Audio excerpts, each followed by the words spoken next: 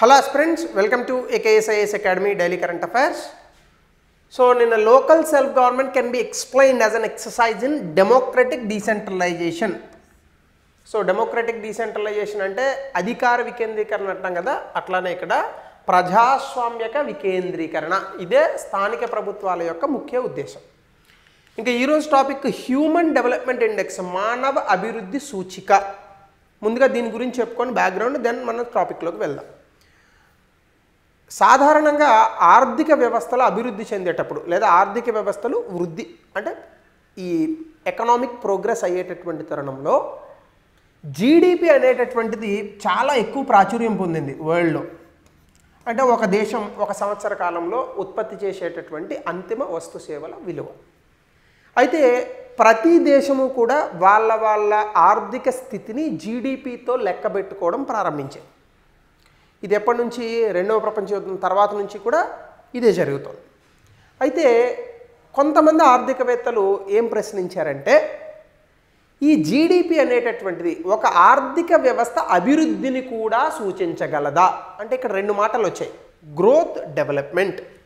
అంటే ఆర్థిక వృద్ధి ఆర్థిక అభివృద్ధి డెవలప్మెంట్ రెండిట్లకి తేడా ఏంటి? ఒకటి క్వాంటిటేటివ్, రెండవది క్వాలిటేటివ్. అంటే ఒకటి పరిమాణాత్మక అంశాలను చెప్తే రెండవది గుణాత్మక లేదా నాణ్యతతో కూడిన జీవితం గురించి చెప్తుంది. అంటే ఒక వ్యక్తి దగ్గర బాగా డబ్బు ఉండొచ్చు, అంత మాత్రాన అతను పూర్తిగా సంతోషంగా ఉన్నాడని కాదు కదా. ఆ వ్యక్తికి బోల్ రోగాలు ఉన్నాయనుకోండి, ఏం చేసుకుంటే డబ్బు. సో డబ్బుతో పాటు ఆరోగ్యం ఉండాలా, అతనికి కుటుంబ సంబంధాలు, బాంధవ్యాలు, ప్రేమ, ఆప్యాయత, అతని ఆరోగ్యము, తింటే అరగదల ఇవన్నీ ఉండాలా. అట్లానే ఒక దేశానికి జీడిపి వస్తే సరిపోదు, ఆ దేశంలో ఉన్నటువంటి పౌరుల తాలూకా జీవన నాణ్యత లేదా జీవన సరళి బాగుండాలి. అయితే జీడిపితో మనం ఇది లెక్కించలేము, ఎందుకంటే జీడిపి ఒక దేశానికి ఎంత సంపద వస్తుంది అనేది మాత్రమే లెక్కిస్తుంది. సో దీన్ని ఎప్పుడైతే ఈ క్వశ్చన్గా మిగిలిపోయిందో 1990లో మహబూబుల్ హక్ పాకిస్తాన్కి చెందినటువంటి ఆర్థికవేత్త, అమర్త్య సేన్ భారతదేశానికి చెందిన ఆర్థికవేత్త, వీళ్ళిద్దరూ కలిసి అంటే అట్లీస్ట్ పాకిస్తాన్ ఇండియా చాలా విషయాల్లో కలవు కానీ ఈ విషయంలో మాత్రం కలిసాయి. సో వీళ్ళిద్దరూ కలిసి ఒక సూచికను తీసుకొచ్చారు, దాని పేరే మానవ అభివృద్ధి సూచిక. దీన్ని యునైటెడ్ నేషన్స్ కూడా గుర్తించింది. ఆనాటి నుండి కూడా కొన్ని పారామీటర్స్ని, ముఖ్యంగా ఒక దేశం ఎంత సంపాదిస్తోంది అంటే gross national income per capita, తలసరి ఆదాయం ఎంత, ఆ దేశంలో ఎంతమంది చదువుకుంటున్నారు వాళ్ళ సంఖ్య, అలాగే ఆ దేశంలో ఇంకా అదర్ ఇండికేటర్స్ అంటే వాళ్ళ జీవన నాణ్యత ఎట్లా ఉంది, వాళ్ళు ఎంత కాలం బ్రతుకుతారు, ఇలాంటివి తీసుకొని ఒక ర్యాంకింగ్ అనేటటువంటిది ఇస్తారు. సో ఏ దేశం అయితే ముందు ర్యాంకింగ్లో వస్తుందో ఆ దేశంలో మానవ అభివృద్ధి ఉన్నట్టు, ఏ దేశం అయితే లాస్ట్లో వస్తుందో ఆ దేశంలో మానవ అభివృద్ధి లేనట్టు. సో దీనికి సంబంధించి ఇప్పుడు 2025 నివేదికను human development index report release చేసింది. సో న్యూస్లో ఎందుకుందంటే 193 దేశాలకు గాను భారతదేశానికి 130వ ర్యాంక్ వచ్చింది, చాలా తక్కువ. అయితే భారతదేశం 140 కోట్ల మంది జనాభా కలిగినటువంటి దేశం కాబట్టి కొంత టైం పడుతుంది. చైనా ఏమో 78వ ర్యాంకులో నిలిచింది, కనీసం మనం 78 కన్నా వెళ్ళాలి. ఇదే పాకిస్తాను అంటే మనకన్నా ఏదో గొప్పలు చెప్తూ ఉంటుంది, దిక్కుమాల దేశం 168వ ర్యాంక్ వచ్చింది. సో 23 కోట్ల జనాభా ఉన్న నీకేమో 168వ ర్యాంకు, నీకన్నా 7 రెట్లు జనాభా కలిగిన దేశం 140 కోట్లు ఉన్న దేశానికేమో 130వ ర్యాంకు. నువ్వు మాతో యుద్ధం చేస్తావు, గెలిచేస్తావు, అయిపోయింది, మొత్తం ఇండియన్ పాకిస్తాన్ చేసేస్తావు, సోషల్ మీడియాలో డ్రోన్లు కూల్చేస్తావు. నిన్న నేను ఒక CNN అనే ఏదో ఒక అమెరికన్ న్యూస్ ఛానల్లో న్యూస్ చూశాను, ఎందుకంటే ఇండియన్ న్యూస్ ఛానల్ గబ్బులా చెప్తున్నాయి న్యూస్. సో చూస్తే అక్కడ పాకిస్తాన్ ఫారెన్ మినిస్టర్ ఒక ఆయన చెప్పాడు ఏంటంటే ఇండియా 2 రఫేల్ విమానాలను మేము కూల్చామని. సో వెంటనే అక్కడ యాంకర్ లేడీ అమెరికాలో ఆమె ప్రశ్న అడిగింది, ఫారెన్ మినిస్టర్ ఆఫ్ పాకిస్తాన్ గారు దీనికి ఎవిడెన్స్ ఏంటంటే ఆయన చెప్పిన సమాధానం ఇండియా సోషల్ మీడియాలో వస్తుంది చూడండి అంట. సోషల్ మీడియాలో ఏ పోస్ట్ అయినా పెట్టచ్చు నాయన, India social media post source ఎట్లయితుంది? అసలు బుర్రుండి మాట్లాడతారు అంటే ఇప్పుడు నార్మల్ వ్యక్తులు ఏదో యూట్యూబ్లో చెప్పేటోళ్ళు అనామకులు చెప్తే ఓకే, అగ్రీడ్. వాళ్ళకి తెలీదు, ఎలా రెస్పాండ్ అవ్వాలో తెలీదు, సరైనటువంటి అవగాహన ఉండదు కాబట్టి సామాన్యులు చెప్తే ఓకే. ఫారెన్ మినిస్టర్ అంటే ఎన్నుకున్న వ్యక్తి అపారమైన మేధస్సు కలిగిన వ్యక్తులు ఉంటారు కదా, సో వాళ్ళు ఎట్లా చెప్పాలా? ఇప్పుడు మన ఫారెన్ మినిస్టర్ని చూడండి, జైశంకర్, ఆయన నోట్లోంచి ఒక పదం వచ్చిందంటే ప్రపంచం మొత్తం వైరల్ అవుతున్నాయి వీడియోలు. అట్లా ఉండాలా, అంతేగాని సోషల్ మీడియాలో వచ్చింది, ఫేస్బుక్లో పెట్టారు, ఇన్స్టాగ్రామ్లో లైక్ కొట్టాను, అవన్నీ చెప్పకూడదు. సో కాబట్టి ఇండియా 130వ ర్యాంక్ సాధించింది. ఇందులో ఈ రిపోర్ట్కి ఒక టైటిల్ పెట్టారా, matter of choice, people and possibilities in the age of artificial intelligence. కృత్రిమ మేధస్సుకి ఎక్కువగా ఇక్కడ ఇంపార్టెన్స్ ఇచ్చారు. యునైటెడ్ నేషన్స్ డెవలప్మెంట్ ప్రోగ్రామ్ దీన్ని రిలీజ్ చేసింది. ఇండియా స్టడీ ప్రోగ్రెస్ని ఈ యొక్క రిపోర్టు బాగా కొనియాడింది. అయితే ఇన్ఈక్వాలిటీ అంటే భారతదేశంలో ఈ యొక్క ఆర్థిక అసమానతలు అనేటటువంటివి కొనసాగుతున్నాయి, ఇది అభివృద్ధికి ఆటంకం కలిగిస్తుందని కూడా ఈ రిపోర్ట్ చెప్పింది. అయితే హ్యూమన్ డెవలప్మెంట్ రిపోర్ట్ తాలూకా హైలైట్స్ కనుక మనం చూస్తే, గ్లోబల్ హ్యూమన్ డెవలప్మెంట్ ఇండెక్స్ అంటే కోవిడ్-19 తర్వాత కొన్ని పరిస్థితుల కారణంగా పెరగట్లేదు, తగ్గట్లేదు, అంటే ప్రపంచవ్యాప్తంగా మానవ అభివృద్ధి పైకి వెళ్ళట్లేదు, కిందకి వెళ్ళట్లేదు, స్తబ్దతతో నిలిచిందని చెప్తోంది. ప్రీ కోవిడ్ ట్రెండ్ కనుక కంటిన్యూ అయితే కొన్ని దేశాలు మాత్రం, అంటే కోవిడ్ ముందు పరిస్థితులు కనుక మళ్ళా వస్తే చాలా దేశాలు అధిక మానవ అభివృద్ధిని 2030 కల్లా సాధించేటటువంటి అవకాశం ఉంది అని కూడా ఈ రిపోర్ట్ చెప్పింది. అలాగే టాప్ కంట్రీ ఏది ఉందంటే ఐస్లాండ్ ఉంది. ఎందుకు ఉన్నది? ఈడ్చుకొడితే 20 లక్షలు కూడా జనాభా ఉండదు కాబట్టి ఆ దేశమే ఉంటుంది ఆబ్వియస్గా. అయితే సౌత్ సూడాన్ అత్యంత దారుణమైనటువంటి ర్యాంకింగ్ 0.3 ర్యాంక్లో వచ్చింది. 1 ఉంటే 100 out of 100 మార్క్స్ అనమాట, 0 ఉంటే దిక్కుమాలిన దేశం అని అర్థం.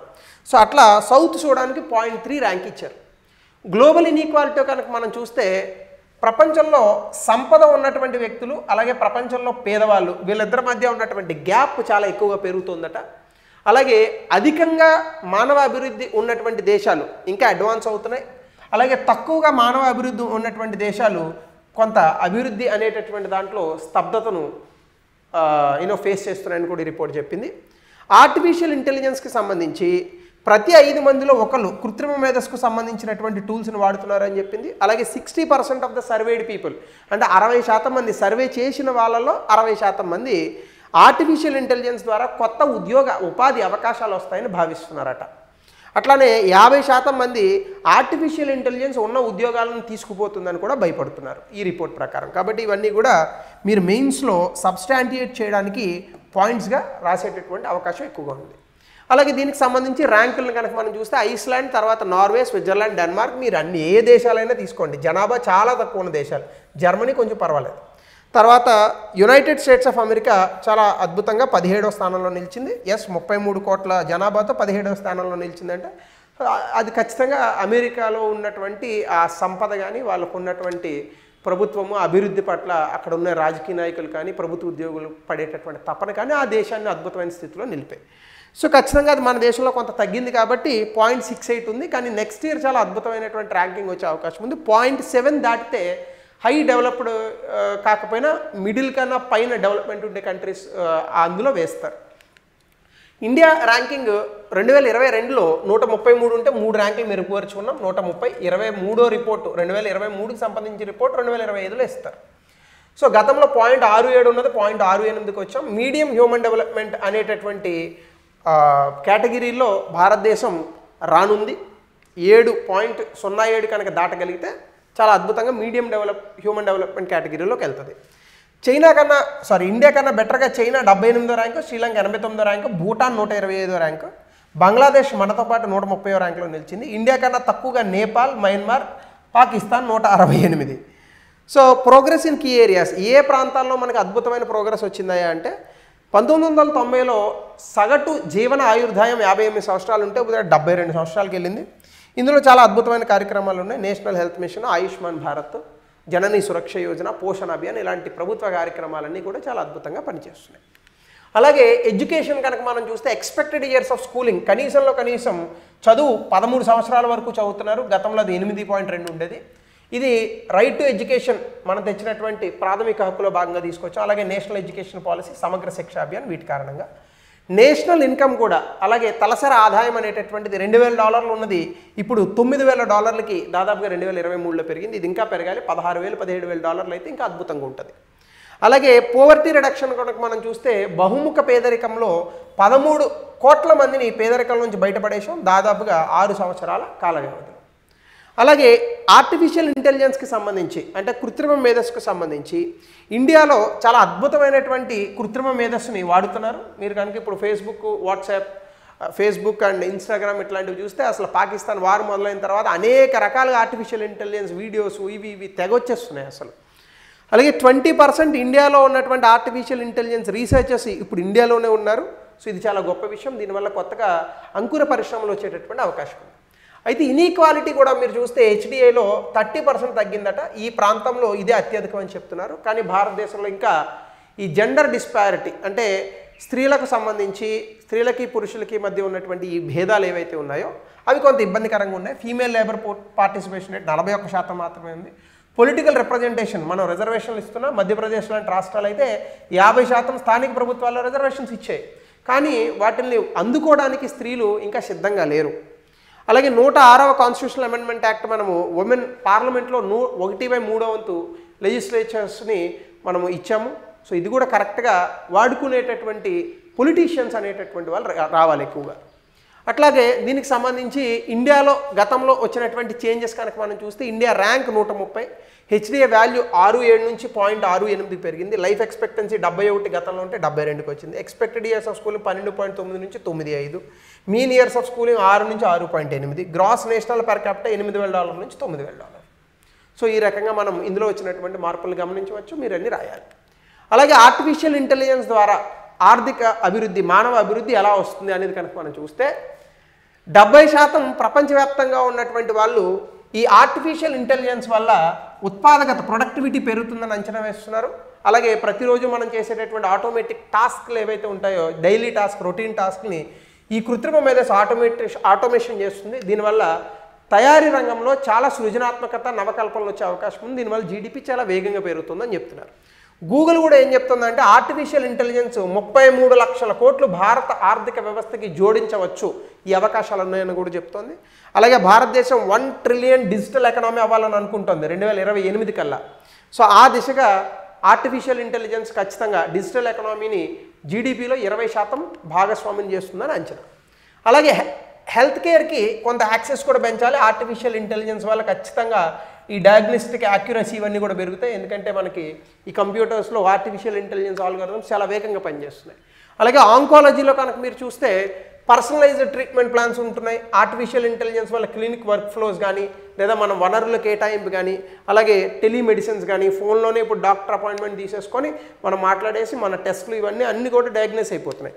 సో ఇవన్నీ కూడా చాలా అద్భుతంగా ఈ యొక్క అడాప్టివ్ లెర్నింగ్ టూల్స్ విఆర్ టూల్స్తో మెడికల్ ఎడ్యుకేషన్ అనేది చాలా సమూలంగా మార్పులు వచ్చేటటువంటి అవకాశం ఉంది. అలాగే ఎడ్యుకేషన్లో కూడా ఆర్టిఫిషియల్ ఇంటెలిజెన్స్లో పర్సనలైజ్డ్ లెర్నింగ్ వస్తుంది. ముఖ్యంగా ఆర్టిఫిషియల్ ఇంటెలిజెన్స్ ట్యూటర్స్ పెరుగుతున్నారు, చాట్ బాట్స్ పెరుగుతున్నాయి. ఈవెన్ మనకు వచ్చే మెటీరియల్స్ అన్నీ కూడా ఆర్టిఫిషియల్ ఇంటెలిజెన్స్ చాట్ జీపీటీలోనే వస్తున్నాయి. తప్పేం కాదు, అది వాడుకోవడం మంచిదే కానీ కరెక్ట్గా వాడుకోవాలి. అలాగే టీచర్స్ని స్టూడెంట్ ప్రోగ్రెస్ని మనము ట్రాక్ చేయడానికి ఆర్టిఫిషియల్ ఇంటెలిజెన్స్ ఉపయోగపడుతుంది. అలాగే గవర్నెన్స్ ఈ మధ్యకాలంలో ఆంధ్రప్రదేశ్లో పబ్లిక్ సర్వీస్ డెలివరీని వాట్సాప్ గవర్నెన్స్ అని చెప్పి తీసుకొచ్చారు. అలాగే కొన్ని వెల్ఫేర్ స్కీమ్స్లో కూడా MuleHunter.ai అని ఆర్బీఐ తీసుకొచ్చింది. దొంగ అకౌంట్లు ఏవైతే ఉన్నాయో వాటిని పట్టుకుంటున్నారు.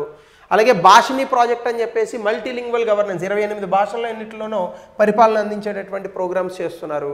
అలాగే భారతదేశంలో అసమానతలు ఏవైతే ఉన్నాయో సమ్మిళిత వృద్ధిని తీసుకురావడానికి కూడా ఆర్టిఫిషియల్ ఇంటెలిజెన్స్ని ఒక బ్రిడ్జ్ సర్వీస్గా వాడుతున్నారు. ముఖ్యంగా మార్జినలైజ్డ్ గ్రూప్స్ని ఐడెంటిఫై చేయడం కోసం, డేటా అనాలిటిక్స్ చేయడం కోసం.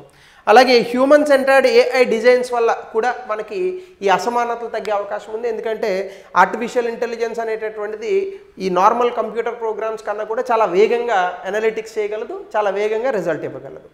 సో దీనికి సంబంధించి ఇప్పుడు భారతదేశం ఎటువంటి సొల్యూషన్స్ తీసుకోవాలి?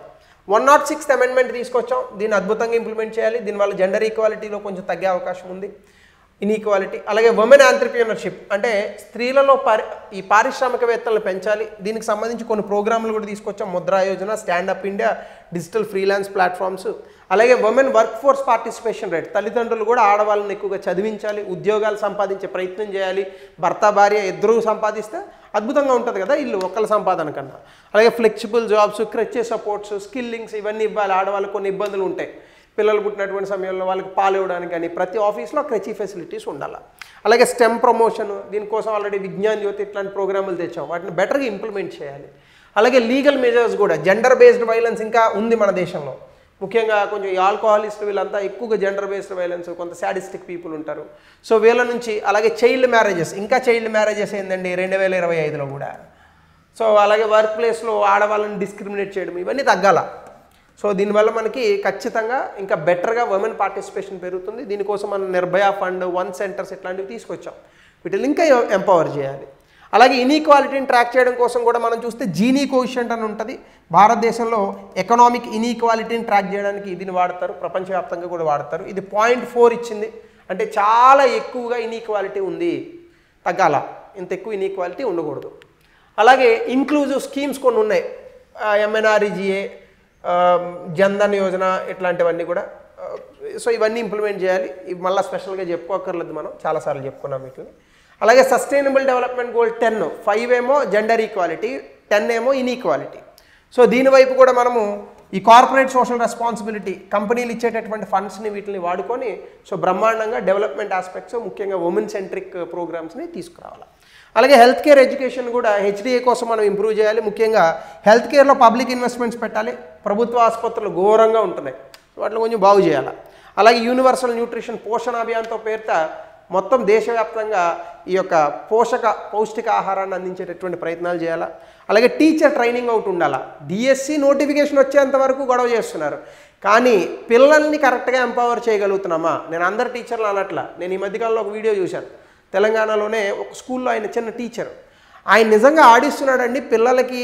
ఏ రకమైన మెంటల్ ఎబిలిటీస్ తీసుకొస్తున్నాడంటే ఐ వాజ్ రియల్లీ మెస్మరైజ్డ్. నాకు నిజంగా చాలా ఆశ్చర్యమైన అనిపించింది, ఆనందం కూడా అనిపించింది. కానీ ఎంతమంది టీచర్లు ఇదే దృక్పథంతో, కమిట్మెంట్తో పనిచేస్తున్నారు? గుండెల మీద చేసుకొని చెప్పండి మీరు. నిజంగా మనము అంతే కమిట్మెంట్తో పనిచేస్తే ఈ రకమైనటువంటి నెక్స్ట్ తరాన్ని ఇంత అద్భుతంగా తయారు చేయకుండా 5% మాత్రమే స్కిల్డ్ పీపుల్ ఎందుకుంటున్నారు ఇండియాలో? ఆయన నిజంగా చూశాను, మీరు చూడండి, ఆ పిల్లలు ఉంటారు, ఇట్లా ఒక డాట్లు పెడుతున్నాడు ఆయన, 1 1 2 2 3 3 ఇట్లా పెడుతున్నాడు, ఇలా జాయిన్ చేయమంటున్నాడు. సో ఇలా ఒకదాన్ని ఒకటి క్రాస్ అవ్వకూడదు, ఇవి ఉంటాయి కదా, ఇట్లా వేసి మళ్ళీ ఇట్లా వేసి. సో అలాంటివి చేయాలా? అప్పుడు పిల్లలకి మెంటల్ ఎబిలిటీ పెరుగుతుందా, వాళ్ళలో ఉన్నటువంటి కాగ్నిటివ్ క్యాపబిలిటీస్ పెరుగుతాయి. సో వాళ్ళని జంపింగ్ లాంటి ఎక్సర్సైజులు, స్కూల్ ఇంట్రెస్టింగ్గా చేయాలండి, పాఠాలు ఇంట్రెస్టింగ్గా చేయాలి. ఒక పిల్లోడు సరిగ్గా వినట్లేదంటే అది లెక్చరర్ ప్రాబ్లమే, అది ఏమాత్రం అందులో సంశయం లేదు. అసలు క్లాసులోకి వచ్చిన తర్వాత పిల్లోడు వినట్లేదు, కొంతమంది ఉంటారు ఎక్సెప్షనల్ క్యాండిడేట్స్, నేను కాదన్నాను. సో ఆ రకంగా టీచర్ ట్రైనింగ్ ప్రోగ్రామ్స్, కరికులం ఇవన్నీ కూడా చేయాలా, టెక్నాలజీని ఎనేబుల్ చేయాలా. కొంతమంది టీచర్లకి అసలు ఇంగ్లీష్ ముక్కలు చదవడమే రావట్లేదు. ఇంగ్లీష్ అవసరమని నేను అనట్లేదు, ఖచ్చితంగా కొన్ని చోట్ల అయితే అవసరమే కదా. సో కళ్ళు ఇంగ్లీష్ అయితే, కళ్ళు తెలుగు అయితే కళ్ళజోడు ఇంగ్లీష్, సో రెండూ అవసరమే. సో అట్లాగనే ఆర్టిఫిషియల్ ఇంటెలిజెన్స్ని డిజిటల్ ఇంక్లూజన్ కోసం కూడా వాడాలా, ముఖ్యంగా ఈ హెల్త్, ఈ లెర్నింగ్, అలాగే వ్యవసాయంలో అడ్వైజరీస్ కోసము ఎథికల్ ఏఐ, ఆర్టిఫిషియల్ ఇంటెలిజెన్స్ని పరిపాలన వాడడం కానీ, లేదా కొత్త కొత్త ఉద్యోగ ఉపాధి అవకాశాలను గ్రీన్ ఎకానమీలో కానీ, మౌలిక సదుపాయాల కల్పనలో కానీ, తయారీ రంగంలో కానీ, అలాగే నైపుణ్యాలను పెంచడంలో కానీ, డిజిటల్ ఇండియాలో కానీ, యూపీఐ ట్రాన్సాక్షన్స్, అన్నిటిలోని మనం ఆర్టిఫిషియల్ ఇంటెలిజెన్స్ని వాడచ్చు. భారతదేశం వేగంగా అభివృద్ధి చెందితేనే తర్వాత తరం బాగుపడుతుంది, లేదంటే కష్టం. సో ఆ రకంగా హెచ్డిఐ రిపోర్ట్కి సొల్యూషన్స్ చూడొచ్చు. సో దీనికి సంబంధించి గతంలో ఇచ్చినటువంటి ప్రశ్న, దీన్ని కమెంట్ సెక్షన్లో ఆన్సర్ తెలపండి. అలాగే ఆ అధిక వృద్ధిని నిరంతరం సాధించినప్పటికీ భారతదేశం ఇప్పటికీ మానవ అభివృద్ధి సూచికల్లో అల్పంగా ఉంది. సమతుల్యత అభివృద్ధిని స్పష్టంగా వీటిని పరిశీలించండి. 200 పదాల్లో ఎందుకు జీడిపి సాధిస్తున్న హెచ్డిఐ ర్యాంక్ రావట్లేదు? సో దీనికి ఆన్సర్ని కమెంట్ సెక్షన్లో మీరు కూడా తెలపండి. So thank you.